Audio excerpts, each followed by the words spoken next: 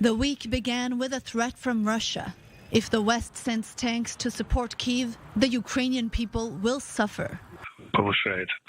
All countries that are involved, directly or indirectly, in pumping weapons into Ukraine and raising its technological capabilities, bear responsibility for this. The main thing is that it is the Ukrainian people who will pay the price for all this pseudo-support. The warning comes as foreign ministers from the European Union met Monday to discuss the war and as the issue of whether Berlin will allow sending the German-made Leopard tanks to Ukraine remains unclear.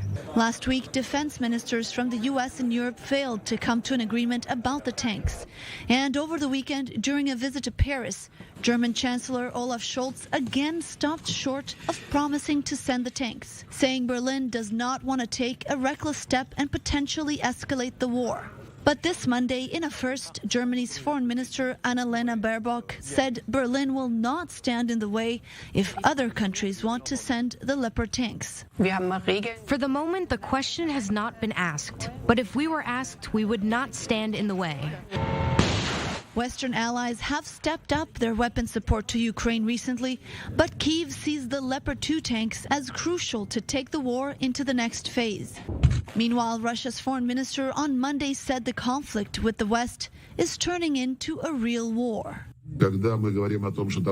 When we speak about what is happening in Ukraine, it is a war, not a hybrid one, almost a real war, that the West has been plotting for a long time against Russia.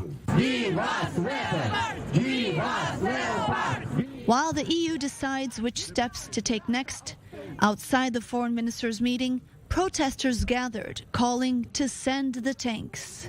Give us Leopards! Give us weapons!